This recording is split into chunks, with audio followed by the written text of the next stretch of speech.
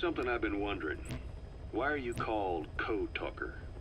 During World War II, the U.S. military used the languages of different tribes, including the Navajo, as codes, right? I know the term Code Talker was used to mean people sent to the battlefield to speak in those codes. Were you one of them? Our mother tongue was indeed used for war. But I did not go. I was already over the conscription age. However, I was made to help craft the codes that were spoken. So in a wider sense, you could call me a code talker for that. Navajo is a complex language, and virtually no one outside the US speaks it. They must have thought it was the perfect language to use as a code. Yeah, in the end, the Japanese never cracked it. The cipher is king in information warfare. Of course, they didn't simply speak in Navajo. They created substitutions for words according to a code book, and then translated those into our language. Young Diné was sent to the front lines of the Pacific Theater as code talkers. To fight is an honor for the Diné. They were the pride of our people. But I cannot say this history brings me joy. Words are alive. When they are spoken, life is breathed into them. They become a part of the listener. Our words were transformed into lifeless ciphers and used for war. This, after the Black Ana spent generations suppressing the language. Yeah, I'm sorry.